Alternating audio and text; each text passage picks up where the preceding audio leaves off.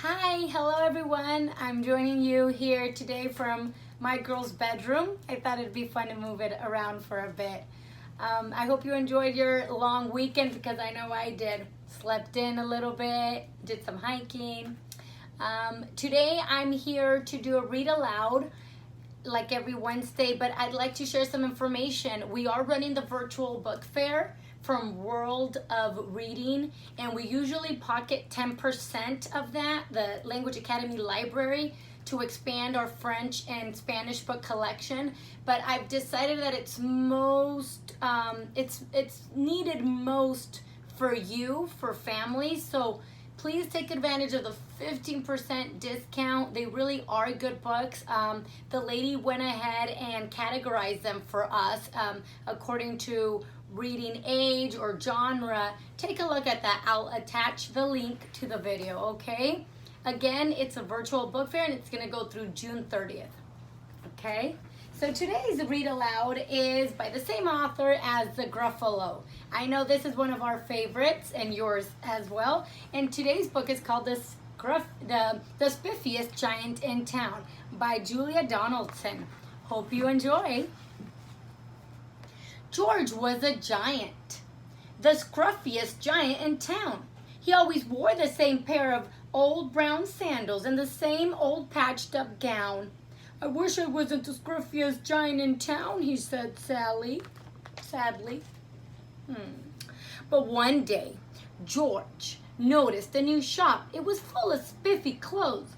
So he bought a spiffy shirt, a spiffy belt, a spiffy pair of pants, a spiffy striped tie, some spiffy socks with diamonds on the sides, and a pair of spiffy shiny shoes. "Now, I'm the spiffiest giant in town," he said proudly. George left his old clothes behind in the shop. He was about to go home when he heard a sound. On the sidewalk stood a giraffe who was sniffing sadly. "What's the matter?" asked George. "It's my neck," said the giraffe. "It's so very long and so very cold. I wish I had a long, warm scarf." "Cheer up," said George, and he took off his striped tie. "It didn't match my socks anyway," he said, as he wound it around and around the giraffe's neck and made a wonderful scarf. "Thank you," said the giraffe. As George strode toward home, he sang to himself, "My tie is a scarf for a cold giraffe, but look me up and down. I'm the spiffiest giant in town." George came to a river. On a boat stood a goat who was bleating loudly. "What's the matter?" asked George. "It's my sail," said the goat. "It blew away in a storm.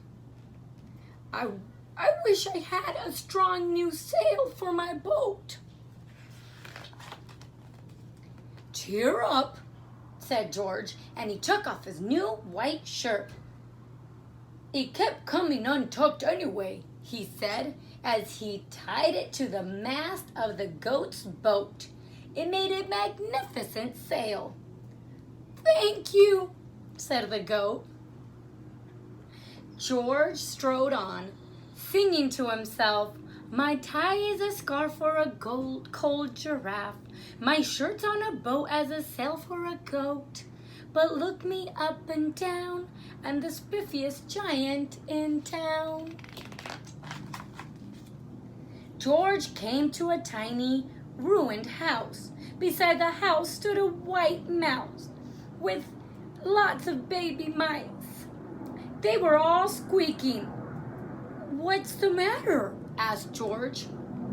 "It's our house," squeaked the mother mouse. "It burned down, and now we have nowhere to live. I wish we had a nice new house." "Aw, look at them. Oh, their house burnt down. "Cheer up," said George, and he took off one of his shiny shoes.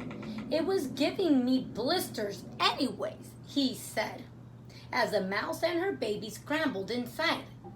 The shoe made a perfect home for them. "Thank you," they squeaked. And George had to hop along the road now, but he didn't mind. As he hopped, he sang to himself. "My tie is a scarf for a cold giraffe. My shirt's on a boat as a sail for a goat. My shoes a house for a little white mouse. But look me up and down. I'm the spiffiest giant in town." He is so happy to be giving so much of what he's wearing to make others happy. George came to a campsite. Beside a tent stood a fox who was crying. "What's the matter?" asked George. "It's my sleeping bag," said the fox. "I dropped it in a puddle. I wish I had a warm, dry sleeping bag."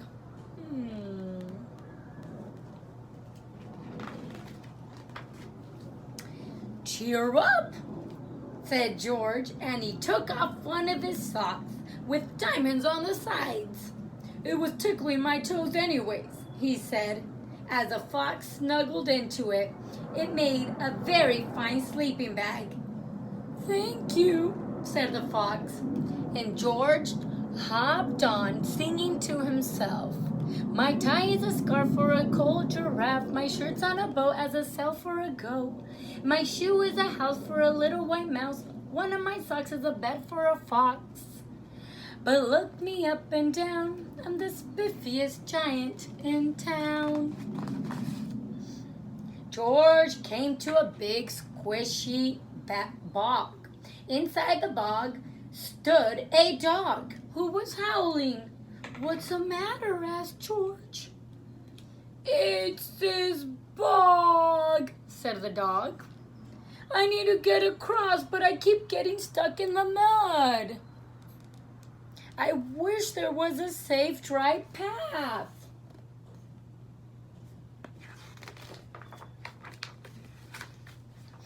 Let's see what happens next. "Cheer up," said George, and he took off his spiffy new belt. "It was squeezing my tummy anyway," he said as he laid it down over the bog. "It made an excellent path." "Thank you," said the dog. And the wind started to blow, but George didn't mind. He hopped on, singing to himself. "My tie is a scarf for a cold giraffe. My shirt's on a boat as a sail for a goat. My shoe is a house for a little white mouse. One of my socks is a bed for a fox. My belt helped a dog who was crossing a bog. But..." Boom, boom, boom. "My pants are falling down. I'm the coldest giant in town." Suddenly, George felt sad and shivery and not all spiffy. He stood on one foot and thought, "I'll have to go back to the shop and buy some more clothes," he decided. He turned around and hopped all the way back to the shop. Oh! Poor giant. It's really not funny. It's just silly that his pants fell off. But when he got there, it was closed. "Oh no," cried George. He sank down onto the sidewalk and a tear ran down his nose. And he felt as sad as all the animals he had met on his way home.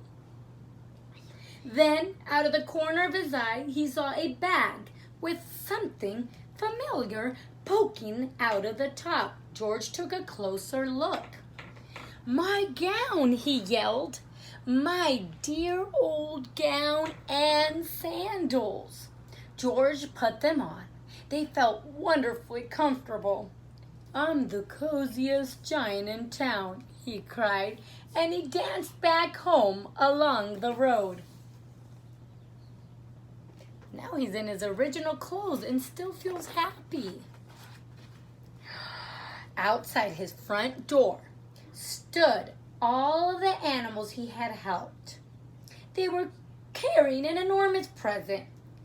"Come on, George," they said. "Open it."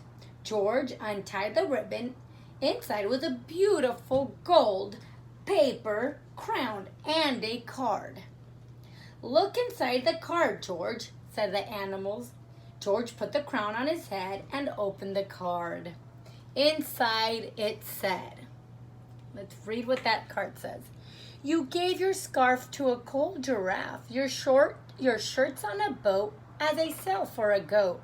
Your shoe is a house for a little white mouse. One of your socks is a bed for a fox. Your belt helped a dog who was crossing a bog. So here is a very fine crown to go with the sandals and gown of the kindest giant in town." Looks like it pays off to be a nice person, huh? That's an awfully nice letter. Colorín colorado, este cuento se ha acabado. The story has come to an end. Wasn't that a beautiful story? Just to show you how good it feels to gift to others, right? Even in times like this, you can write to a friend, send them a picture, draw, surprise your teacher with a kind letter. That'd be super nice. Okay, so that's the end for today's story time. I hope to see you all next week, and I hope you are enjoying your Zoom calls with your teachers and classmates. Au revoir.